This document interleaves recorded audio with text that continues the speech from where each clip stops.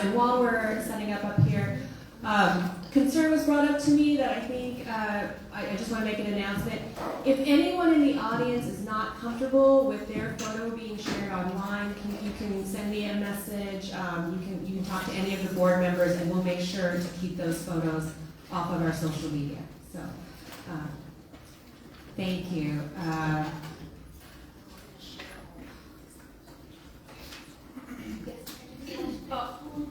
Yes, and I brought some of my personal stash of takeout containers, so if you'd like to take some food home, please help yourself. And I do see a number of bags for anyone that's here that wasn't here in the morning. We have gift bags for all attendees, so make sure you please get one before you leave today. I'm not trying to push you out the door right now, I just want to make sure I make that announcement. So just to recap where we're at in the program, we're about to start our afternoon panel, which is titled Ripple Effects and Intersectionality. Same as before, we're going to have about an hour of the panelists speaking, and then we'll go to Q&A, taking questions from the audience. I think there might still be some index cards out there if you want to submit an anonymous question, but we will have students taking questions from the audience. So if you're comfortable speaking up and asking the question, please feel free to do that at the end of our panel today. We'll have a short break after that, and then we're going to hear a story of survival from one of our Awaaz clients, and a short activity that involves the audience, okay? So there's going to be someone that will pass out some Post-its and Sharpies, and I'll explain the activity at that time. And then I'll just make some closing remarks, and I'll invite Madhu, our board president, to come up and say some words as well. And then we should hopefully be at the end of our program at 2:45. So I hope everyone in the room stays for the entirety of that time. All right. This panel, this morning's panel was really about systems. This panel today is more, this afternoon I should say, is more about the intricacies of accepting someone as a whole person, including their background, their identity. We're talking about, unfortunately, we don't have someone here that can speak specifically to LGBTQ issues, but we do have someone here to talk about sexual health and being transparent about sex so that we can have open conversations, and that is Kelsey Olson from Healthy Futures of Texas. We have Samira Ghosh from Asian Family Support Services of Austin. Our ASTA contingent is here to support as well. And she'll be talking about the intersectionality of violence in culture. Muro, who is actually not only here as a panelist today, but has been my partner in crime in putting this whole thing together and has done such an amazing job in terms of helping me get all of the speakers lined up and getting these panels arranged and organized. So big thank you to Mona, but she's also going to be here to talk about the effects of violence in the workplace. Not specifically about violence happening in the workplace, but what happens to someone as a worker when they're experiencing violence in their personal life. And then I want to introduce my co-facilitator, Flores. She is also a psychology major here at UTSA, graduating in December. And she also works in the peer-to-peer counseling program at the Peace Center, the Wellbeing Center, right? And she is also going to start out our panel this morning with a personal story. I think that this is an important way for us to kind of center the discussion, to talk about our personal story. So after she's done, I'm going to share my story as well. I will give you a warning, it's going to be heavy, but we are both very nervous right now, so please be kind. This is the first time for both of us sharing our complete story with a room full of people that we don't intimately know. So I will go ahead and start out with Ashley sharing her story. Hello everyone, my name is Ashley. My parents were first-generation immigrants from Mexico, so domestic violence is part of the machismo culture, and if you don't know what that is, the man makes all the rules, basically. Especially being Catholic, traditional gender roles were something that was really enforced within my family, which made it very difficult for men and women to speak out about abuse. Sex before marriage was taboo, And I was a victim of sexual assault when I was 9 years old, which was very difficult to tell, oh my goodness, to tell my parents because I was embarrassed. So when I started dating, I was 16, and he was the first person to know about my assault, and he used the experience to coerce me, and I was raped by him. We were in a relationship for almost a year, and the rape happened on a weekly basis. Yeah, and I didn't tell my parents about the assault. My dad doesn't even know until I was 21. I'm 22. So, yeah, that's my story. Thank you.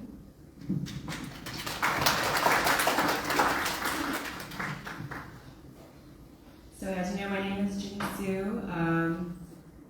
I'll start out by saying I don't know how I present to other people. I'm 46-year-old and I still don't know how I look to other people, but I hear people say things that they know that I'm strong, that I'm outspoken, I'm confident, but that's not always who I was. You know, I have a whole history before today that has influenced the work I do, the passion with which I pursue it. So I just want to give you a snapshot of what happened in my life, and I think you will either identify with it or know someone who probably identifies with it. So similar to Ashley, I grew up obviously in an Asian household. My parents were also very traditional. I grew up with parents that said things to me like, if you just keep being so talkative and argumentative, you're never going to find a man that will accept you or marry you. If you are too good at something, no man will ever want you either. You know, so those are the messages that I got growing up. I am good at school, and so I actually left home very early to go to college. So I was assaulted for the first time when I was 16 by the gynecologist at the Student Health Center. So if you ever want to Google the USC Student Health Center controversy, that I'm part of that case. I don't have clear memories of that time because I think my brain blocked it out. It was my first time ever seeing a gynecologist. I had never been informed about what happens during a gynecological exam. So I was in this situation where I knew something wrong had happened, but I couldn't name it, and I had no memory by literally the next day. I just knew that I didn't want to go back. And I also did not tell anybody. I just knew I didn't want to go back. And it wasn't until I was a full-grown adult that I received settlement paperwork in the mail and was informed that I was part of this class, and that's how I still haven't uncovered all of the memories, and I don't know that I want to be honest, but it did bring back, you know, some kind of impressions of what occurred on that day.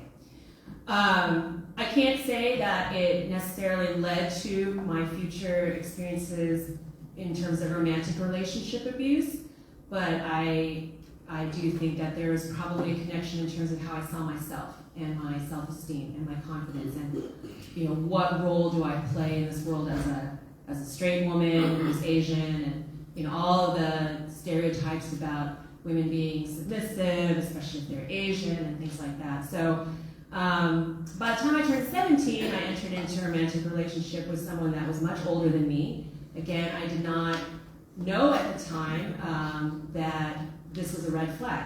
Looking back now, I can say a gigantic age gap like the one that I was, you know, the relationship I was in is a red flag. And I would caution anyone who's a young person in the dating world to be aware of that. You know, if you have a 30-plus-year-old man, interested in you as a 17-year-old girl, that's not appropriate. That is not appropriate. However, anyway, I entered that relationship, and it was like a lot of the textbook kind of stories you hear. You know, it started out with, oh, you shouldn't be friends with that person. They're just out to hurt you. You shouldn't talk to your family. They're just trying to control you. So over time, I was cut off by a lot of my support network. it lasted 6 years, and in the end, what happened is that he cheated on me, and I called him out on that. There was a whole week where I was living in Michigan at the time, in the middle of winter. For a whole week, every single night, he would threaten to commit suicide, and I fell for it probably the first 3 or 4 nights. By the 5th night, I realized this was manipulation. We got into a big fight, and that was the first time I ever got hit by a man. He slapped me in the face because I was talking too much. Luckily, it did not escalate from there, and I was able to get him out of my home. And then I thought, okay, I'm done with that. Again, being conditioned, I think, to think that your worth is viewed by society in terms of like whether you're in a relationship or not. I quickly moved into another relationship, which turned out to be worse, honestly. That was a 4-year relationship that ended in being married. And the whole time, I actually went to law school during this time. And I was accused every day for about the first year of law school of cheating. Every day, I would get picked up from the school, and then we would get back to the apartment, and he would park the car, and then just yell at me for an hour. An hour every day of, you're cheating on me, I know it, and me saying, that's crazy, stop it. And him saying things like, I wish you were a man so I could punch you in the mouth. Okay. And I don't know why I put up with it, and I don't want to question it, because I don't think we should question that. I think that my brain just said, this is something you just have to get through to get to the other part of your day, and so I did every day. I just sat there, and like a rock, I listened to it, and I did my best to kind of tune out, but it is what happened. I took the bar exam that night. He revealed that he'd been cheating on me for our entire marriage with dozens of women. So kicked him out, and fast forward to another year later, and he was actually, he perpetrated a home invasion of a family friend and murdered that person. So to say that I'm very grateful that no extreme violence happened to me is an understatement. And to also say that I'm grateful that I did not ever get pregnant with him is also an understatement. So why am I sharing this with you today?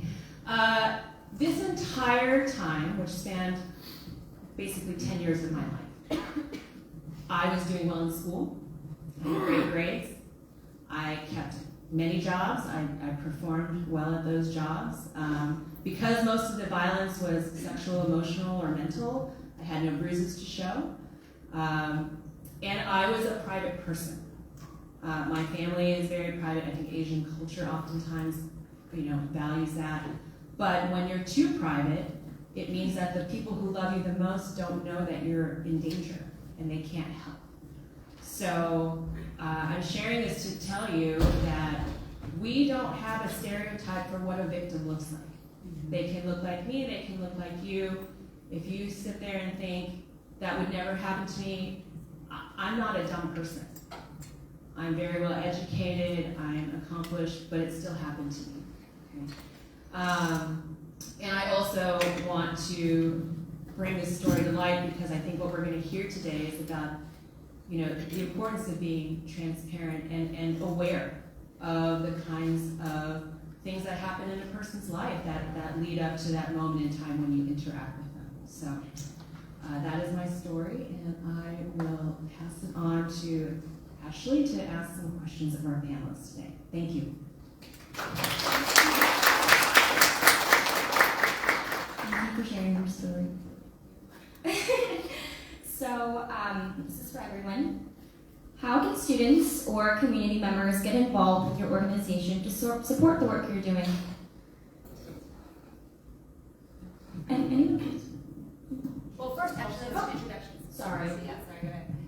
If everyone could give a quick introduction of themselves and their organization, that would be wonderful. We'll start with Samira and then we'll Hi, I'm Samira Ghosh, and I'm the Director of Crime Services and Advocacy at AFSA. My pronouns are she, her, hers.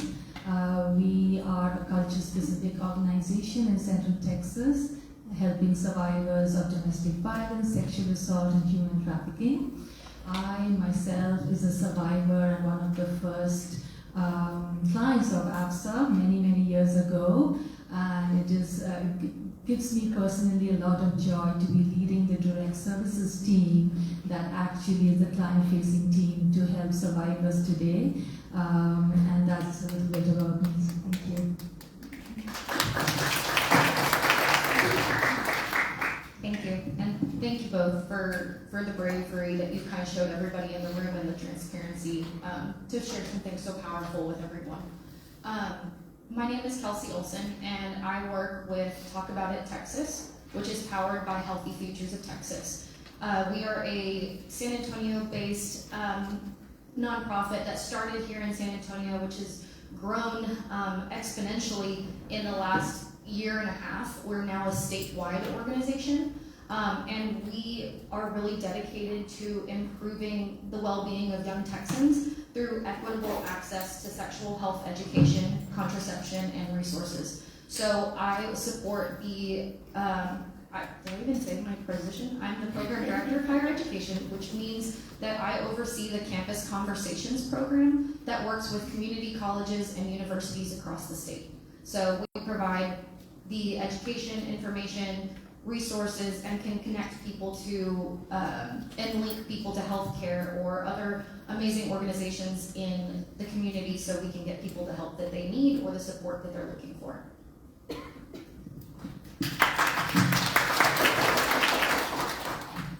Good afternoon, my name is Muro, she, her pronouns, and I want to echo just support and gratitude for sharing stories. This is a very hard space in general. It's hard to share stories, and I appreciate you both being willing to share that, especially as we have these hard conversations.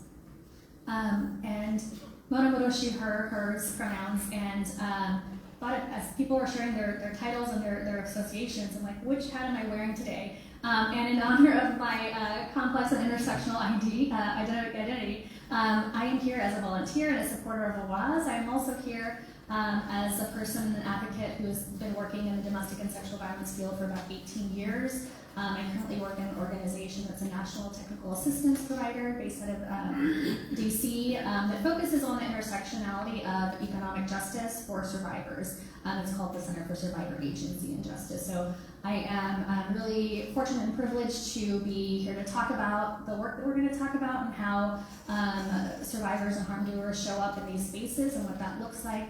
From a personal angle, I am also a survivor as well in this work. And I think as we talk about the intersectionality of this work, a quick reflection is that survivors are in the workplace. We are survivors. We talk about them often as other people. And I think it's important for us to say we, if we are a survivor, if that is something we're comfortable and safe to feel like we can do. It also helps humanize and be in a relationship with each other. And so that's something as I have come into the 18 years of work has taken me a really long time to share and to embrace. And that is something that I'm working harder to do for myself, but wanted to say that, wanted to call that out and share that as well.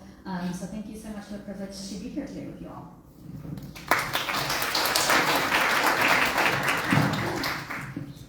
Sorry for the interruption. So I experienced issues because of my culture and identity as a victim. What are some other unique challenges a victim can face? Anyone can? Well, some of the unique challenges, which could be from your identity and your culture. I often say that in dominant culture, you are strong if you leave the relationship. But in a lot of Eastern cultures, you are strong if you stay. And you stay for so many reasons, and culture is a big one. You stay for the children, for the family, for the the collective mindset that you have, the shame, the dishonor you bring to your family. You feel you can't do better. there are many, and I'm sure you guys are aware of the barriers, but some of the bigger challenges are when you come to an organization that serves dominant culture, you do not feel you belong. You feel you are misunderstood, you feel you have to explain yourself, you have to, change your code, and you feel awkward. And that is the reason why organizations like Awaaz and AFSA were born, to fill that gap. It is that critical because everybody needs to feel safe and understood when they're seeking services, especially this is one of the darkest and most challenging times in a survivor's life. Also to feel that,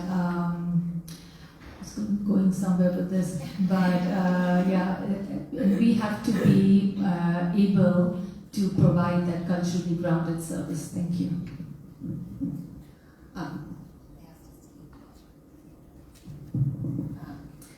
So I will share a little bit about a friend of mine as well that was a client of AFSA's. I'll use the name Grace to anonymize the person. Grace was a Chinese American born here in the United States with very strict parents. Grace was abused by her husband for the entirety of their marriage, and when I found out about it, I helped her with getting a protective order. In the process of that, I learned a lot about Grace's family. Grace's family was the type of family that when they knew about the abuse and their answer was, well, you've always been a rebellious child, so if you're being beaten, it's probably because you deserve it. Okay. At the protective order hearing, the defense flew in Grace's mother to testify against Grace. And the judge said they'd never seen that before in their life, and that it made them honestly question the survivor's story. So, as a background, with that as the background, Samira, could you tell us some of the ways that our systems could be improved, whether we're talking about the criminal justice system or the judicial system, to be more inclusive and understanding of people of all backgrounds? Yes, so systems are made of human beings, service providers, right? And they need to be able to do a self-check as to what are the biases, what are the stereotypes, what are the misconcepts that they are working with internally, and also to be able to recognize that oppression does not happen, just the abuse that this person is going through is not the only oppression they are facing. There are so many other oppressions, the intersection of those. Like it could be transphobia, it could be xenophobia, it could be Islamophobia, it could be racism, and to be able to provide this service to the person as a whole is very important. Also to come with the understanding that what are the blocks that will need to be fulfilled for the survivor. It could be a language gap, it could be other cultural needs that the survivor might have, and to be open to learning, to growing, to asking those critical questions so that they are responding to the survivor's needs is very important. We cannot have or force the survivor to adapt to the system. We have to be creatively improving ourselves and responding to the real needs of the survivor, and that's where all systems should be prepared to learn and grow. Language access is a big one in our communities, and often we are called, AFSA is called, or I'm sure Awaaz is called to provide interpretation, and we will often push back to do the systems advocacy and let them be in compliance with Title VI, that they should be providing interpretation. Any office getting even $1 of federal money is supposed to be providing interpretation. So, thank you. while nothing can replace formal training, if say a friend or family member encounters a situation where they're trying to help but there are cultural issues involved, what are examples of how they can create a space that allows a victim to potentially disclose? Yes, active listening would be good. This topic is very important to me because community is the first stop. Organizations like Awaaz and AFSA will be their last stop. So you will be the first person likely the survivor will go to. So to be providing that safe, non-judgmental space to listen and not quickly try to solve the problem for them.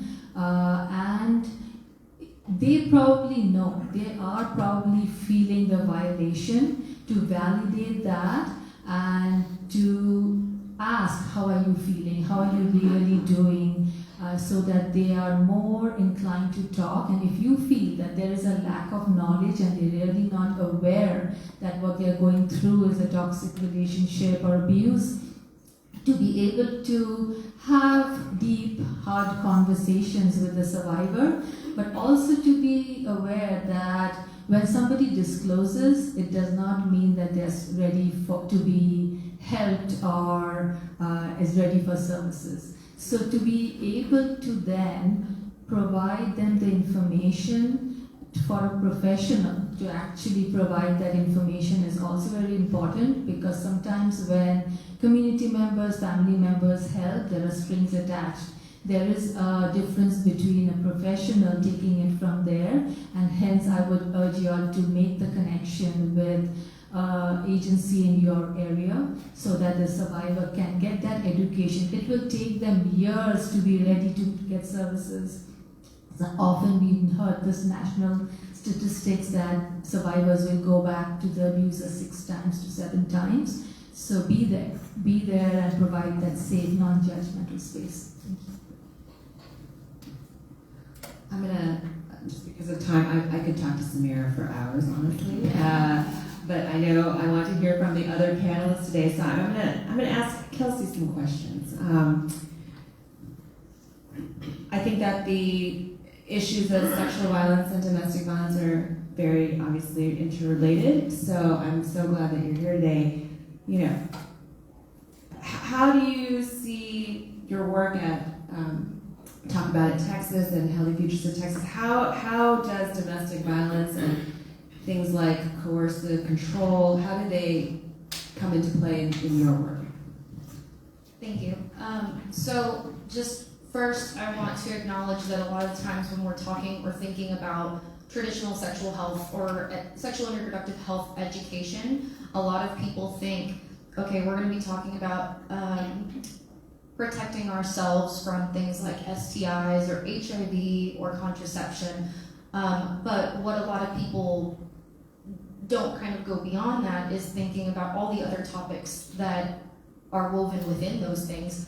And so within all of the programs that we offer, or the education that we talk about with the different age groups, there's always conversations about relationships, boundaries, consent, finding support, knowing too, you brought up a really great point. There was amazing points throughout there, and I was like, oh my gosh, there's so much to talk about, and I don't have time.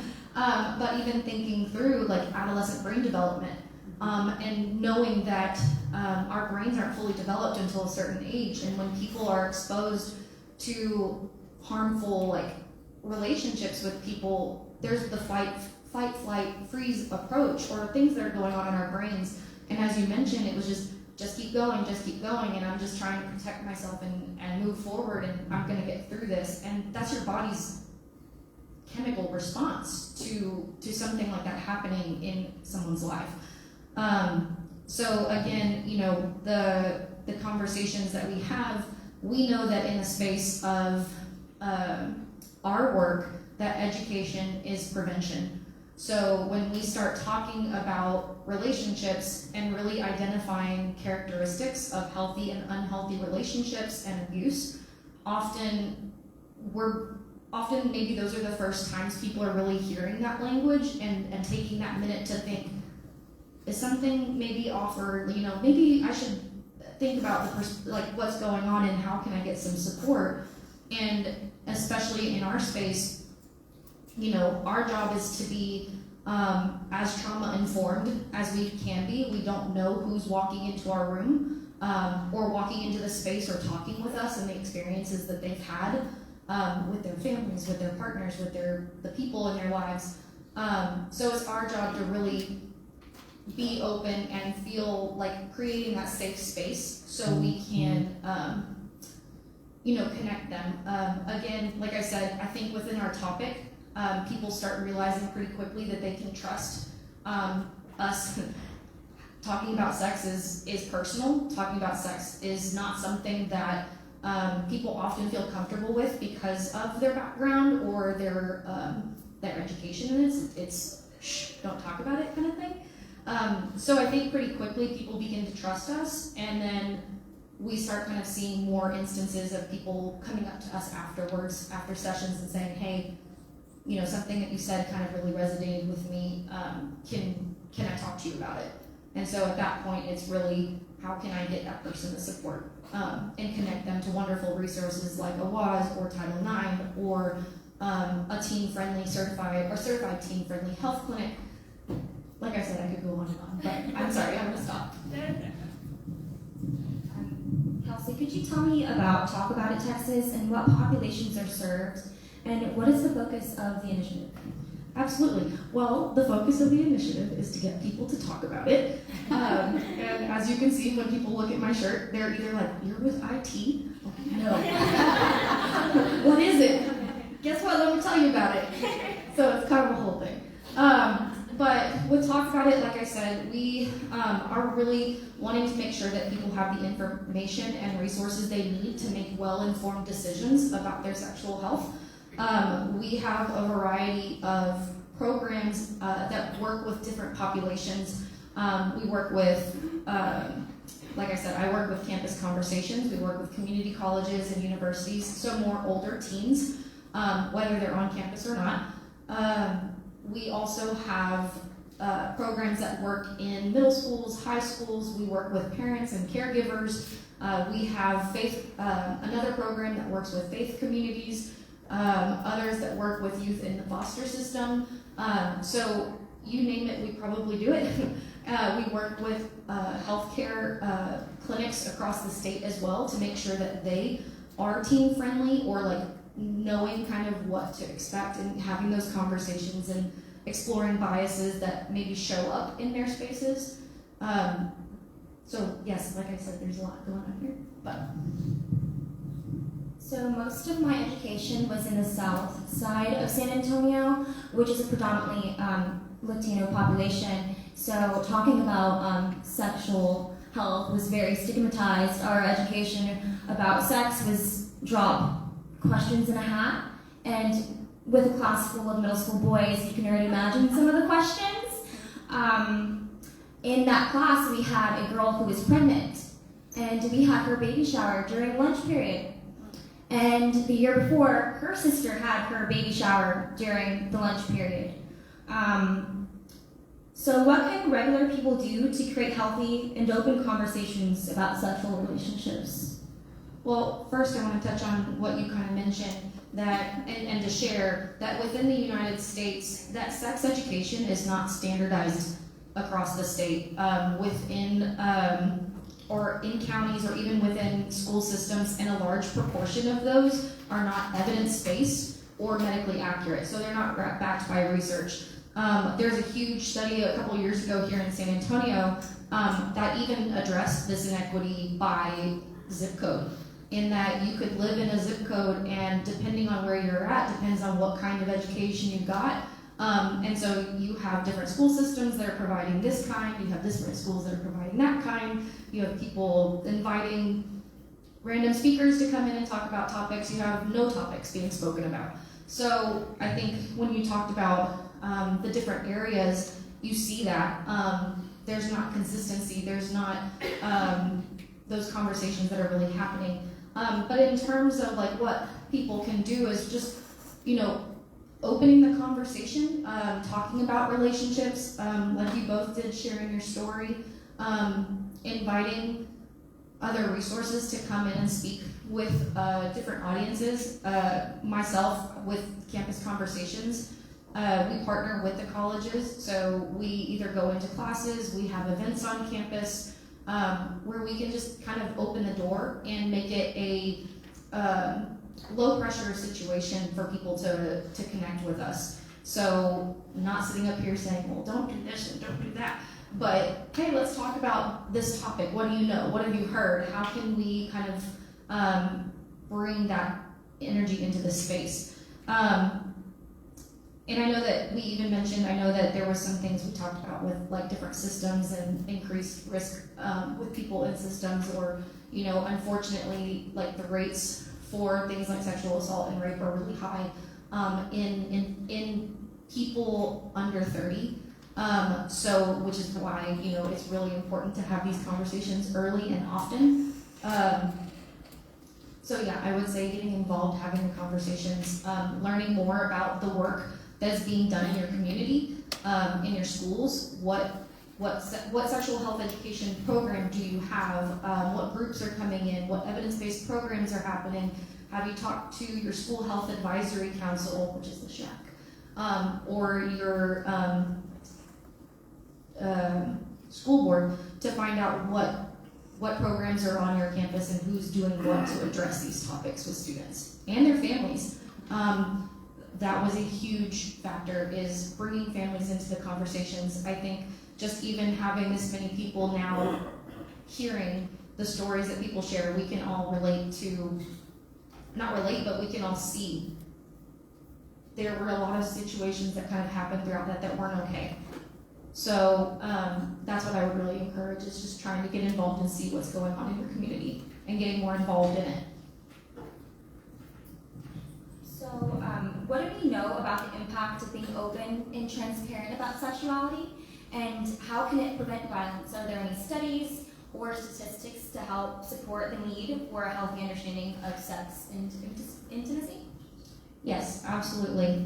So resources like SIECUS, SIECUS, and RAIN, they all reference the impact of sexual health education and reduced risk for things like sexual violence and things like that. And I know that, like I mentioned, a lot of the programs that we implement or we talk through with students talk about those relationships, the boundaries, and things like that. And I lost my train of thought, so I apologize.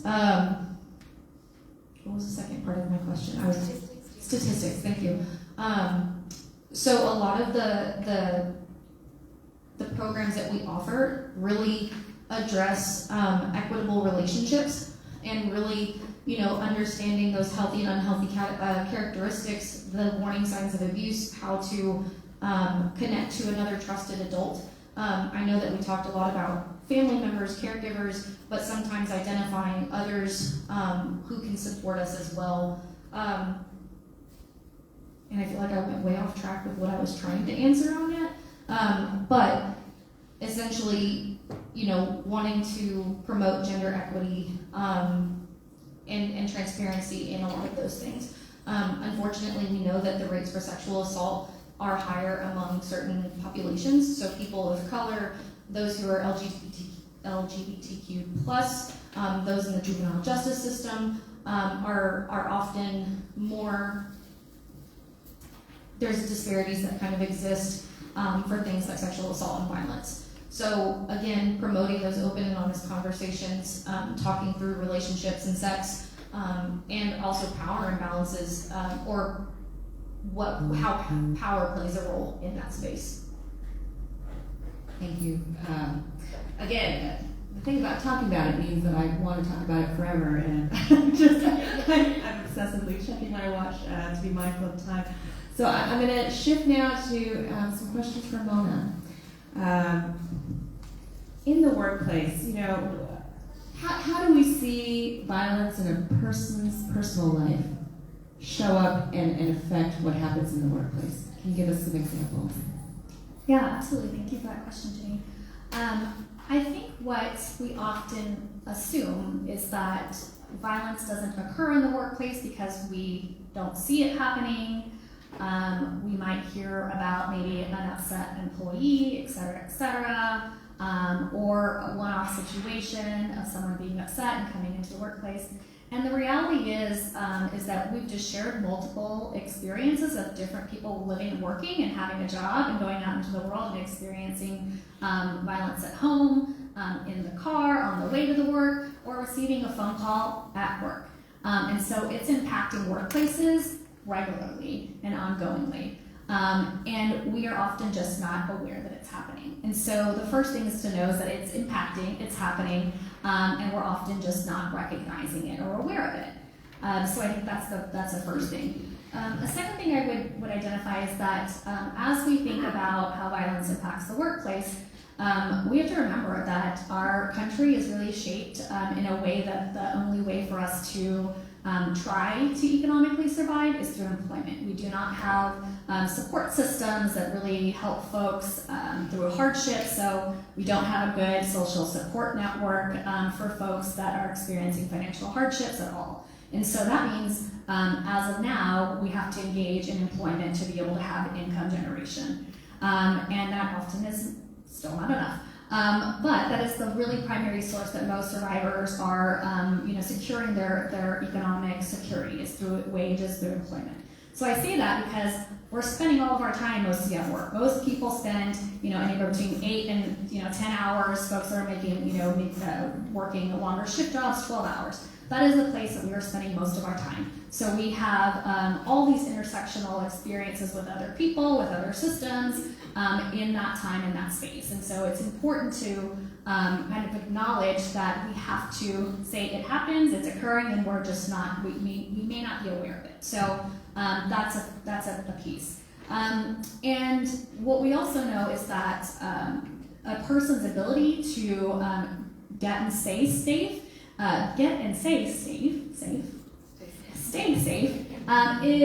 is just explicitly tied to their ability to have financial freedom. And so economics really is the thing that's going to determine whether or not someone is going to return to an abusive situation or be able to stay safe away from that.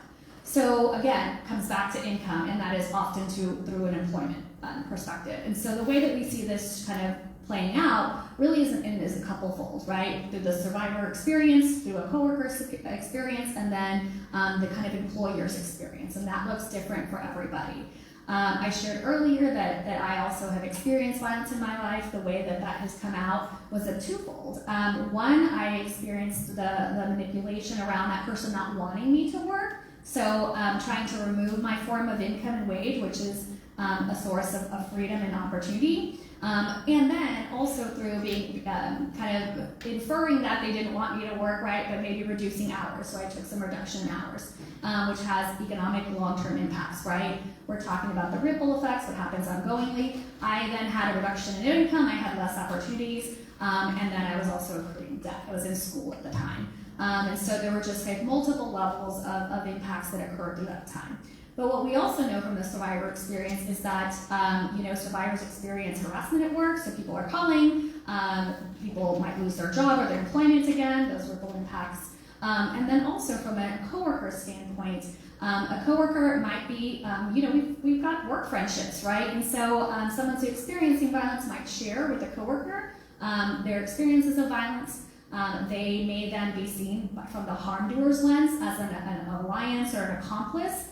And that may create some additional concerns or considerations for the survivor as well as that additional coworker. And then we also see from the employer lens, the impacts there these are a little like wonky, but they're economic really, right? The employer experiences maybe some impacts of the survivor not coming into work. So that's twofold, the survivor needing to take a day off of work for whatever the reasons are, whether that be affiliated with getting safe, staying away, interacting with legal systems, criminal systems, health systems, as we just talked about as a result of violence. And so on the flip side, the employer impacts is, a survivor might not come into work that day or need to take a half day.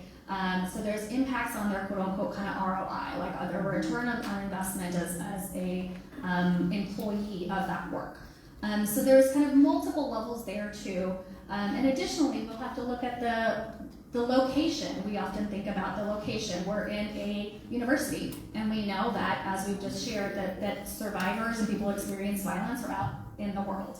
And so there are, at least 3 of us at this table that are in a physical space where the university system is an employer. They are a space. And so thinking about what are the physical ramifications and considerations in a physical location for people, and how can people stay safe, how can a workplace be safe when folks are experiencing violence.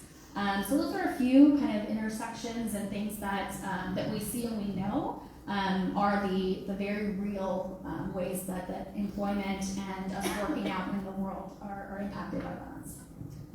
Yeah, I've certainly seen that with clients. I've experienced that myself. So the question is, if someone has to be absent from work or reduce their hours, what are there protections in place for the worker, and can you describe what those are? Yeah, so Texas, many folks might know that Texas is an at-will employment state, and so there are no specific protections that we have in the state of Texas. So, advocacy opportunity for us. That's always an advocacy opportunity. But there are some methods in which people can use existing pathways to help kind of solidify their job if they have employment that they're going back to. So we had a panel this morning on some of the civil and legal interventions. So for people that were seeking protective orders, or if they were pursuing the criminal system to hold someone accountable for a crime. Those proceedings are legal processes. And so if someone is a part of a legal process, there is the opportunity, if they are having to be present, for them to be subpoenaed. So often a survivor has to testify in a protective order or in a criminal legal case. So those 2 pieces are criminal systems that have the ability to subpoena someone for testimony. And so that is a protected action that if an employer does not honor that subpoena, that they can be sued. It is civil, it's not a criminal offense, and so that is a challenge point there. I think what we also know and see, though, is that oftentimes survivors if they're interested in pursuing those pathways, they're willing to go, and they may not be seeking that official subpoena from the systems, and so I think that's an opportunity for systems advocacy, is to ensure that both civil and criminal systems are subpoenaing survivors so that they can have that job protection piece in place. So that's one piece. Another thing that I would say is that where there can be a little bit more firming up of employment for survivors is through sick and safe leave policies. Those are all voluntary at this point, for the most part, I think outside of some governmental, like city employers or state employers.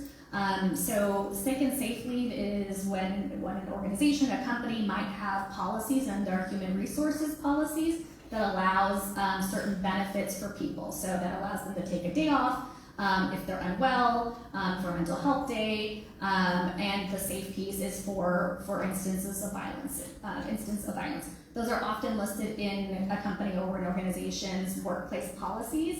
And so that's the center point to know whether or not your company or organization has those. So you gotta go into that workplace policy book that you get on the first 2 days of getting hired somewhere to look to see if that's a benefit. Again, right now that's more of a voluntary thing, but if that's a benefit, then survivors can look to that. And if that's not honored, then that's an opportunity for the survivor to really hold the company accountable to what their policies are. And the last thing I would say is that if folks have to leave their job, to keep themselves safe, Texas is one of the states that does have unemployment insurance for survivors. And so what that means is that if someone, doesn't feel safe at their employment anymore, gets fired from a workplace because of domestic violence, if the offender keeps coming up to the employer and is, creating an environment that the employer no longer wants, and the survivor, is negatively impacted by that, the state of Texas does have an employment insurance for that specific purpose. It is a little wonky, like a lot of systems, unfortunately. So there's some nuance around needing to make sure that you complete the application. There's no checklist, there's no spot that says I'm a survivor and I'm looking for unemployment insurance, but rather it has to be disclosed in like a text box and say I'm a survivor of violence and I'm looking for unemployment insurance as a result of this experience. And then the state of Texas has its own qualifications around what you have to have already done as far as employment to qualify.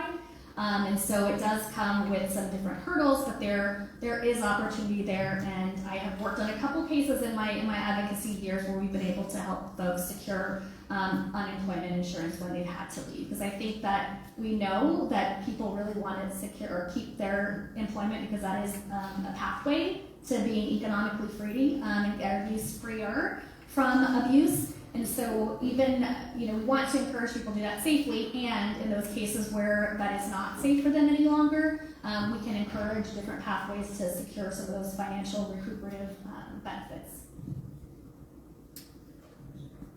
If you suspect a coworker or employee, if you are an employer, is suffering from violence at home or somewhere else, what can you do to support them? Yeah, I think we've heard this over and over again. I feel like it's our one of our core pieces is for us to be supportive, to listen, and as Samira shared, create the space that people feel comfortable and confident to share in a way that is helpful for them. Creating that non-judgmental space is really important. And also in the workplace, because we do have a lot of work friends. I mean, some of my best friends are work besties. That now we're not working together anymore, but with those friendships stay on and move on.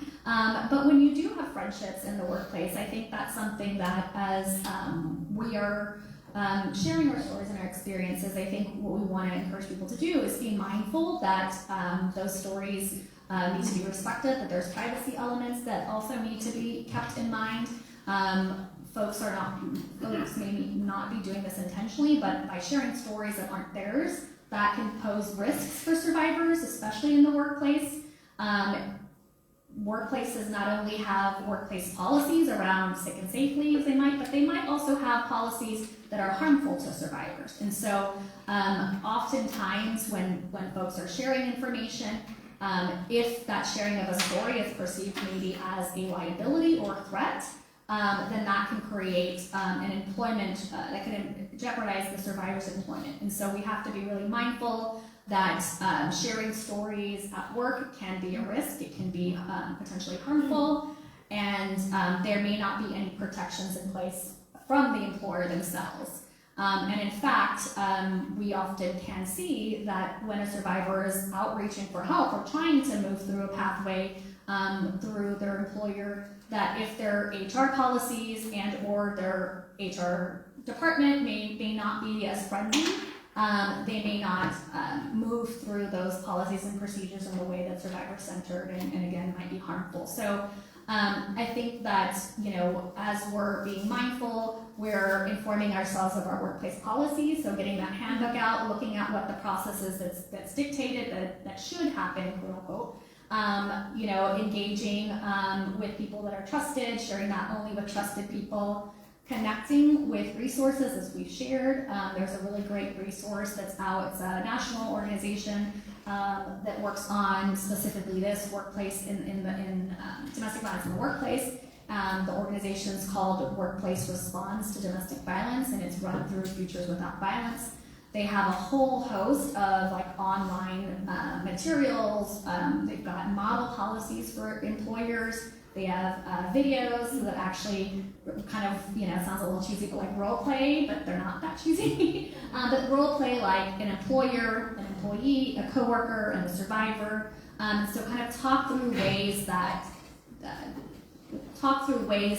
things can be addressed from different lenses, because we know that there are multiple different folks and systems that are involved. So I think those are a few of the things that I would suggest, and And again, that kind of key point to realize that there are multiple resources and other professionals and folks that are doing this kind of work in the employment space on an ongoing basis, and to really tap in and rely on those folks. Sorry, I wanted to add something really quick, similar in what you're kind of speaking about when talking with people and people disclosing or having the opportunity to disclose.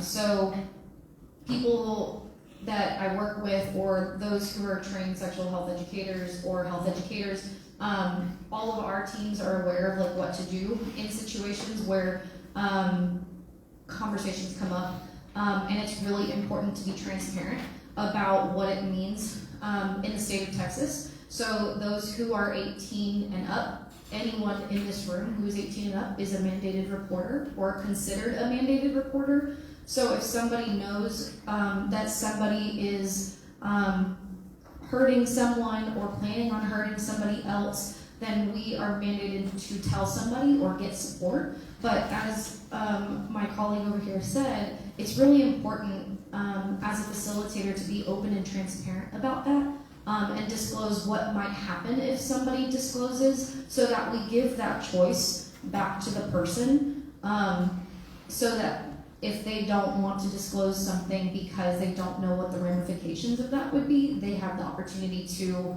maybe share that story in a different way or that experience. So just kind of wanted to piggyback onto that, and then also being aware of other resources on campus like Title IX, who can support students on and off campus for things like sexual violence or sexual assault. And luckily in Texas, we are not mandatory reporters for domestic violence. Those mandatory report pieces are with specific populations, the children, the elderly, folks who are suffering from, folks who might be experiencing mental or physical disability. So there are certain populations that we are mandatory reporters for. And thankfully in Texas, domestic violence is not a required mandatory experience.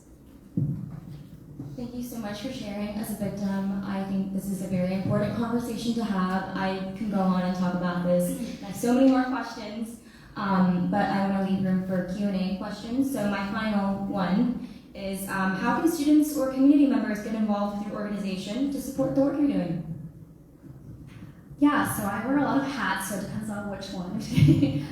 Right now, the work that I'm working on really is related to economic justice for survivors. And so for folks who are interested in kind of anything economic related, which often is a lot, workplace pieces are really critical. I'm working on a few pieces around housing and health as well, but with respect to the workplace pieces, I think there's a lot of area of advocacy when we're thinking about here about workplace intersections is how can we support survivors in a way that one, supports their economic freedom, and if they're choosing to engage in employment, how do we have wages that are living wages and thriving wages? Right now we know that because of the intersection with financial control and financial abuse, if folks are not able to be in a financial supportive place, then they have to be working, right? And so how can we have wages where folks are not necessarily going to have to work 2 jobs to be able to get free from their from a harm doer? We also know that in general, experiencing violence creates more economic harm. And so where there's opportunities to create more financial support systems for folks would be another area of opportunity. So I want to make one quick comment, because I know that with our connection point to health, and the place where most folks also secure their health care is through employment, right? Our system, the way that's set up, is really interconnected. And so Texas in particular has a huge healthcare gap because we just have a lot of disconnected systems, and we have a lot of folks who are engaging in employment that do not offer health benefits. We have a large population. So I wanted to make that connection too, because this means that we have to do a better job as a state supporting people through multiple different systems, not just through wages, but also through the healthcare system, because our jobs are not paying enough for people to be able to live, thrive, and also take care of their mind and their bodies. And for survivors, we have to have that available because we know survivors are experiencing not only physical harm and the impacts of the emotional abuse, and we need that mental health support, and as Kelsey has been sharing, the implications of coercive control and sexual abuse that also occurs within relationships. So all of those pieces really are interconnected, and we see those huge gaps in both healthcare and employment right now with survivors. Great point, bringing in healthcare and access. I completely did not go there. But again, like you mentioned, there's a lot of gaps in that access. Knowing that there are things available, state-funded programs, things like Healthy Texas Women, family planning programs, Title X, all can help get people access to healthcare, especially if there are gaps in coverage or maybe eligibility concerns, especially with like their employer and things like that. So I would say definitely that is included in how I can say to get involved as well with the work that we do, is advocating for one, better sex ed, and then advocating for equitable access to healthcare. So women's health, just reproductive health care in general. Following us, talk about it Texas, learning a little bit more about our initiatives, the spaces that we're in, potentially inviting us in to speak with other groups so we can, talk about the intersections between all of these things. If you're on campus, that's my plug for us when we're on campus. Connect with me, connect with our teams to come in and open the conversation up. There's a lot of other ways that we could say to get involved, but that's what I would kind of lean towards. Thank you. Well, organizations like APSA and Awaaz, they are community funded, community led, and community centered. So yes, community is very important, and we would love for the community to be involved in as many ways as possible. But today my call for action would be to have a change in mindset. A lot of our community folks look at non-profits as a charity, and they do the support thinking that they feel bad for survivors. But I would like you all to consider being partners where the partnership is meaningful and fulfilling from both sides, so that the commitment is deep and long, and you look at it as making an investment in your community, that of your children's future, and that of investment in social justice and social change. And the opportunities are endless. You can help with your time, with your influence, with your resources. We are happy to have you as board members, as volunteers, as staff, as fundraising. So thank you. Excellent point. Thank you. Well, I want to open it up to questions. I've received a number of questions on Post-its and cards, but I also want to take questions from the audience. So if I could have, Bella, are you still like, you could take one and maybe another volunteer to help with the microphone. While that's getting set up, let me go to one of these questions. I apologize, we probably won't be able to get to all of these, but let me start with one of them. Let's see. Let's start with Samira. Do you see any of the cultural differences between people being exploited by sexual predators? That's one of the questions. I mean, off the top of my head, we know there's the stereotype of the submissive. Yes, so that is a common thing. There are a lot of fetishes and the online access of Asians and the objectification and the over-sexualization that we see a lot of our survivors being engaged online, brought into this country with fiancé visas, and then the abuse, because to start off, it's a very toxic and imbalanced relationship of dependence and exploitation. So yes, it is very common, and then for us to be, helping with immigration, employment, removal of condition, the immigration recourse is very vital for such cases. We also work with survivors of sex trafficking, so that is again very direct exploitation, and also with sex workers. Our community education team has been doing a lot of work in that front. So the answer is yes, and yeah.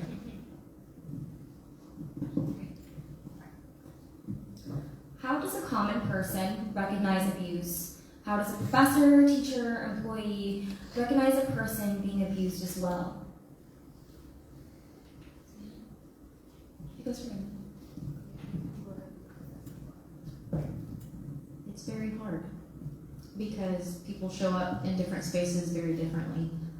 So paying attention to the way they're showing up in class. Are they more reserved? Are they kind of withdrawn?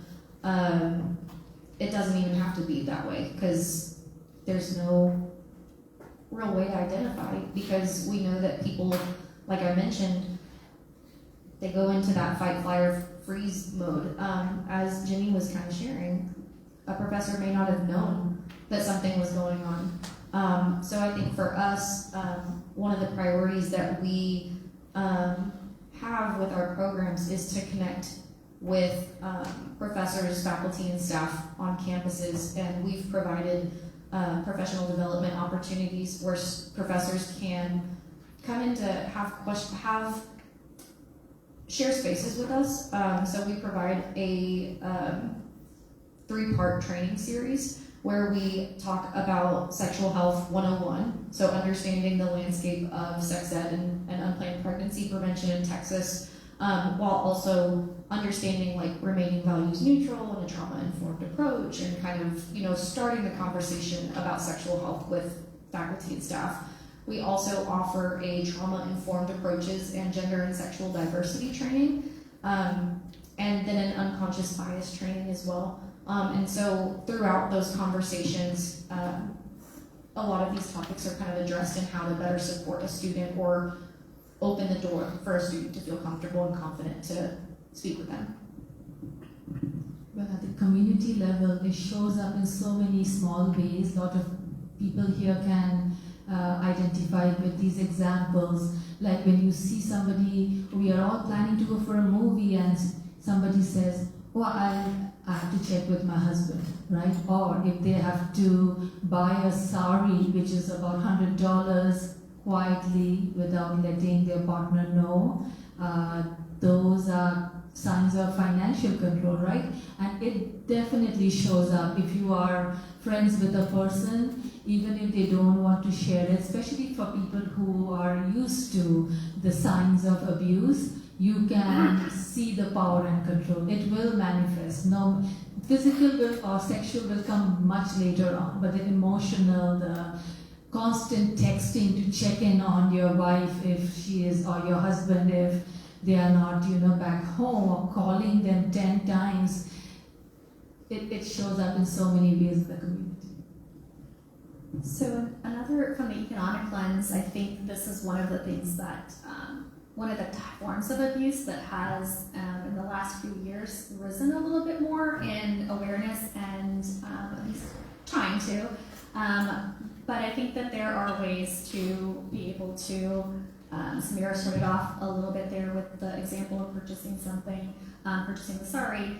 So access to money, finances, information related to those things, bank accounts is a little bit of one of those things to consider. So someone's ability to have information, access, and decision making in those things is important. The economic sabotage, so if those things might be a little bit more visible if someone's not able to maintain or keep their job because their partner is actively sabotaging. One of the items that I work a lot on is related to consumer and credit financial cases. So where there is debt that's taken out in the survivor's name themselves, and that's from the actual perpetrator, from the harm doer. That form of economic control is coerced debt. So we see a partner that knows the survivor's name, birthday, and sometimes social security number. They have access to all those things, so they take out lines of credit in their name. That is a form of coerced debt, and in the state of Texas, we actually have laws that allow for the relief of that debt. And so it's a newer law that was passed. One was passed 4 years ago, and the other one was passed 2 years ago. And so those are things that we see a lot in our work. The other thing I would say is that I want to relieve that burden from the community too. Is that it doesn't have to be all of our jobs to go out and spot who is experiencing violence, and in fact, that may not be the approach for us to do. I think the signs and the examples of abuse that we're talking about is for our own education, so that we're more informed. And I think the way that we can help to support is by sharing those things with other people and creating creating the support for what we like to call a kind of universal education around these topics. And so that we're consistently talking about this issue in a way that we are all informed, our communities are informed, and society is all informed. And so that if someone's experiencing it, then they say, oh, okay, like there's the recognition that that might be happening to them, as opposed to us trying to identify it in other people.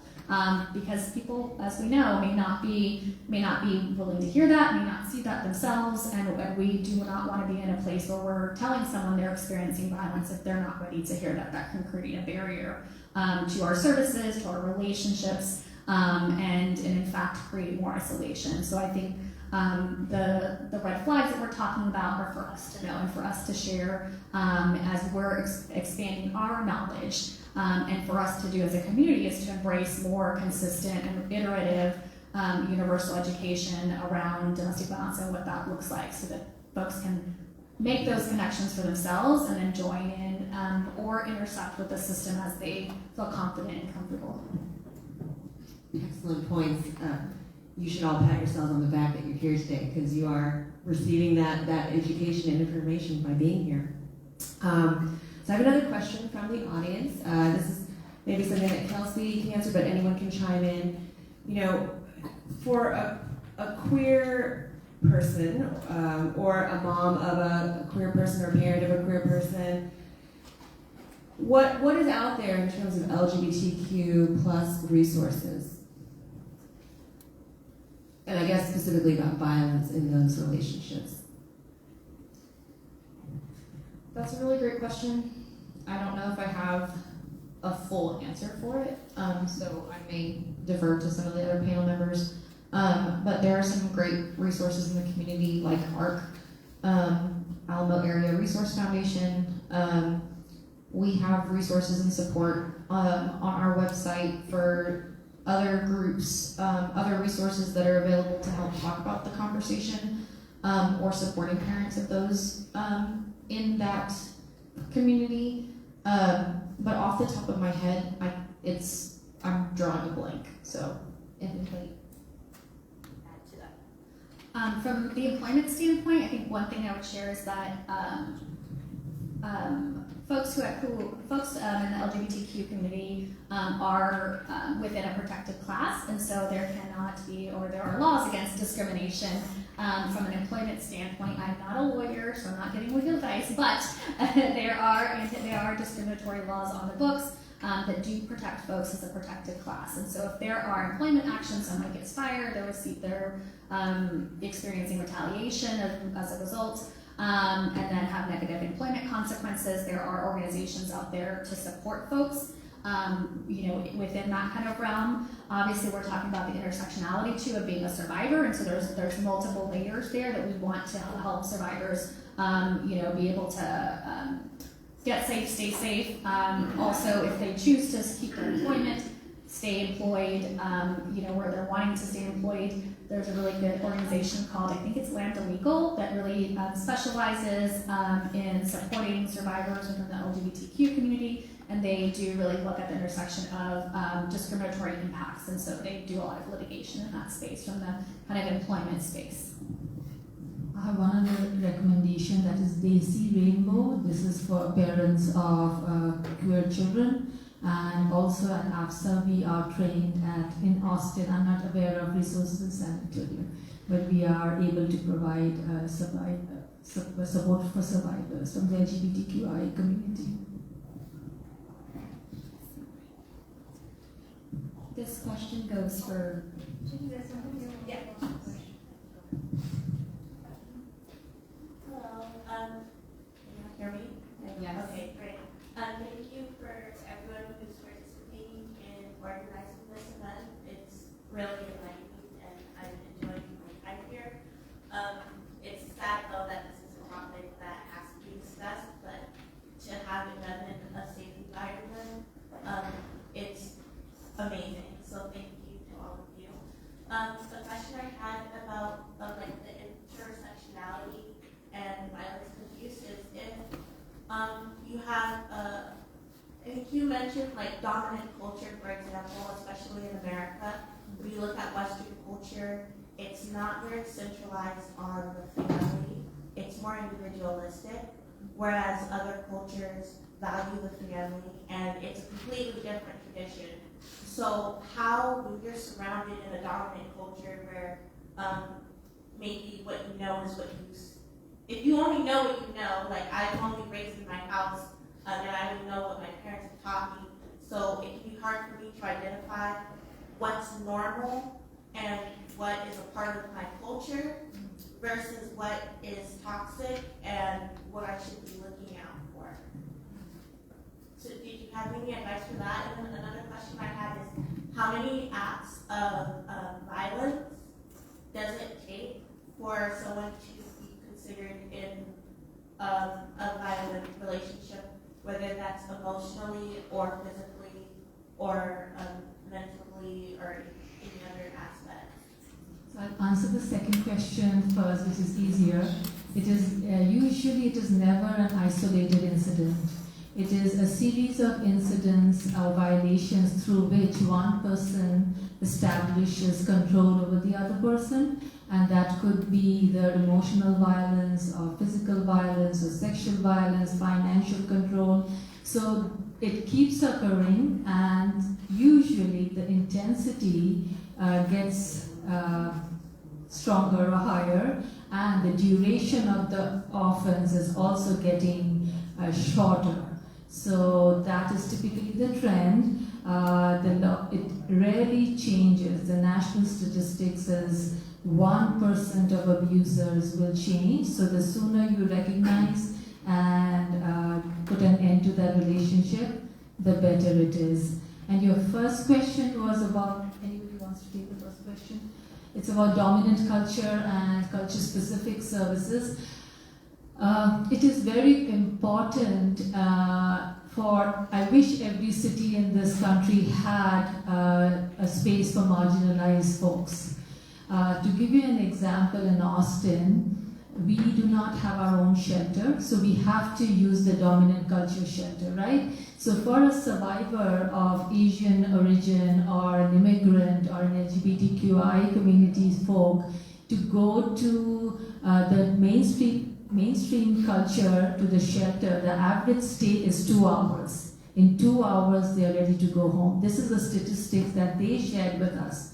But if they have a co-advocate from AFSA, means they have support of another advocate being with them during intake, during the tour, during checking in, the average stays 2,000 hours, means they will stay in shelter for 2 months. So that speaks volumes, right? That when you have somebody taking halal food to the shelter because they have not even heard of halal food possibly and will not offer it to them, and then will be able to or provide them with a rice cooker, or a vegetarian who does not want to use a pan where beef has been or pork has been fried, they would like a new pan. Something as simple as that would be a game changer for somebody who has gone to shelter for the first time. Does that help? Go ahead. And also, if, for example, and this is where it gets, I think, difficult for me, especially when it comes to emotional abuse, because you can't see the scars. And like where it says, for example, like unable to make decisions without your partner. I don't have a partner, so for example, it might be my parents, right?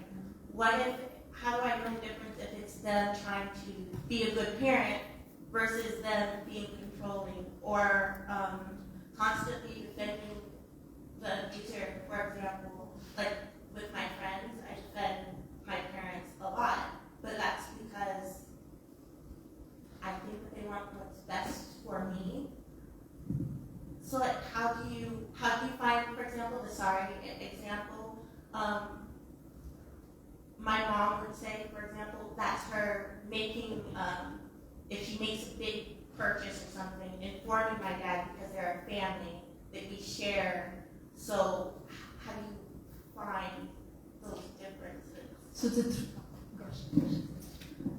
Earlier you mentioned growing up in a dominant family. I grew up in a culture where the man makes all the decisions, especially watching my other family members who've also gone through domestic violence. It was just kind of part of the culture. We never spoke of it. It was just something that occurred. But having conversation is what allowed my family to open up, especially about mental health. Mental health is almost seen as like taboo. You know, you can pray it away, but you can't pray it away. It's going to be there. So I would recommend having an open conversation, and I know it's going to be uncomfortable. Change is uncomfortable, but as soon as I created the conversation within the family, I learned so much about the abuse that my other relatives experienced. So that's the advice that I would give you. Thank you. I just wanted to share one thing too.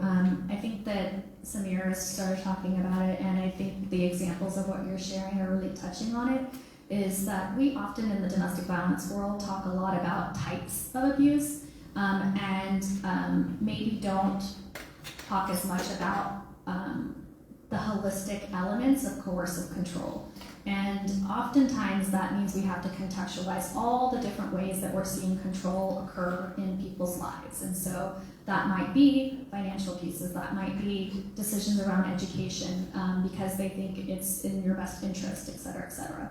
And so I think that we have a lot of areas of opportunity for us in this work and in this world to talk about what it really is, which is coercive control, and how power dynamics in whatever relationship we're talking about, it might be an intimate partnership with a dating person, somewhere you're in a romantic relationship, sexual relationship. We also can be talking about familial relationships or friendship relationships, right? So there's all different kinds of relationships. We're in relation all the time in the world. And we can see power dynamics and control being exerted in any of those ways. And so I think there is a lot of validity in your questions, and we get those questions often. We often just focus on the relationship piece, which is one component of that, but we know that we're in relation with people all the time. And the question comes back to is how is coercive control, all those forms of abuse, emotional abuse, psychological abuse, sexual abuse, financial abuse, physical abuse, how are all of those things intersecting together to create that environment of control as a whole, and who has power in that? If there is someone constantly having the power over another person, that's one of the ways that we can also help decipher where that control is unhealthy and healthy. And oftentimes people within those relationships, whether they be, again, intimate partner, familial, there are negotiated kind of responsibilities or roles in those things. And it's when folks don't have the actual ability to negotiate, don't have decision-making power, is where we see the unhealthiness of the coercive control happen. And so that's really those kind of questions that we have to ask ourselves. And unfortunately, no one can tell us yes or no that's occurring. It really is, we know our lives best, the survivor knows their lives best, and other folks may not have that same information. And so those questions have to be kind of asked for ourselves. There can be reflection time, but I think that that's where we also, to both Samira and other folks' references to learn more about things, what these dynamics look like, so then we can say, oh, does that apply to me? And do I have that influence, that decision-making power in that, or am I always in the position of not having that power? And then making that kind of totality of the experience decision. It is difficult, it's hard. Coercive control and understanding those complexities is a lot harder than being able to say, I've experienced physical violence or I've experienced sexual violence. When we're doing those analysis, we do say it's easier to see, right, those things, and because we know when we physically experience those things, but oftentimes it's a lot trickier within those other dynamics. Yeah, I just wanted to add to that too, because I agree with everything you said, Mona, and then on top of it, when we're in the middle of it, sometimes we're just not able to see what's happening because it's happening to us. It's easier to see when it's happening to someone else and you can point to it. So at least in the college settings, I think you all should have here too at UTSA, because at Trinity University we have a counseling center. We have wonderful counselors, and you can always just make it the same day appointment, walk in and say, hey, I'm going through these things, these questions are coming to me, and I'm not sure if I'm thinking about it in the right way. You can just have a session and just really have a safe space where you can talk about that. And while I have the mic, I just want to add, thank you all so much for sharing your stories. I mean, I just can't believe you're 22 and you're able to share what you shared. That just blows my mind. So all of us, or all of you who have difficult stories that you shared, thank you so much for doing that.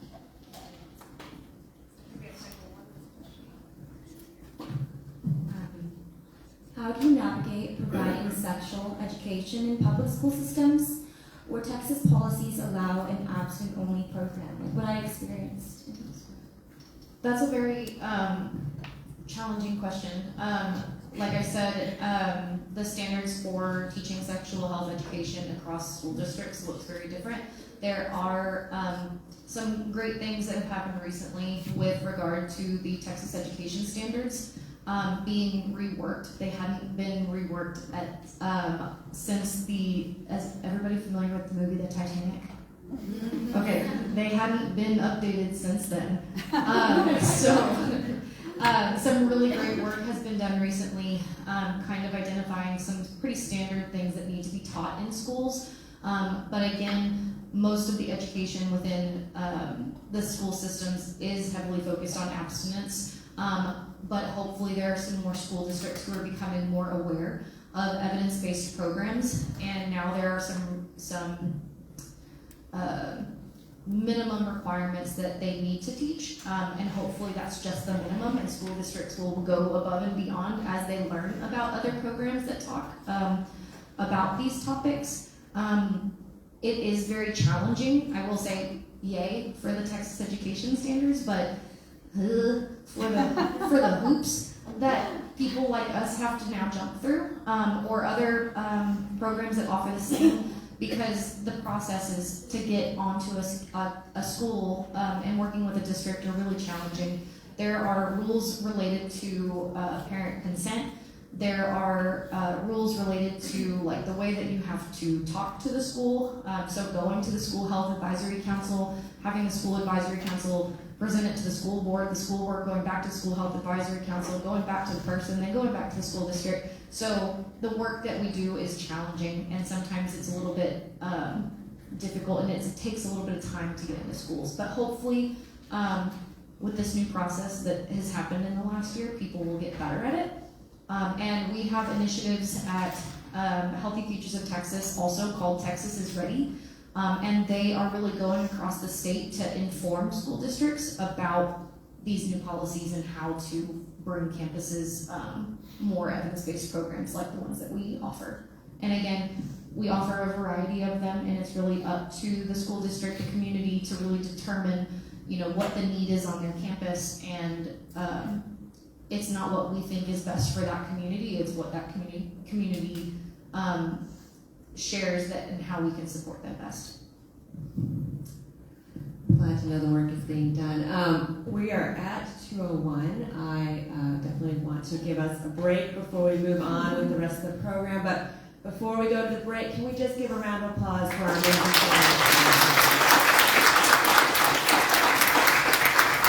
Of course, I'm so grateful that Ashley is here next to me, facilitating along with me. This has been an amazing experience. So thank you again, Ashley, for being here.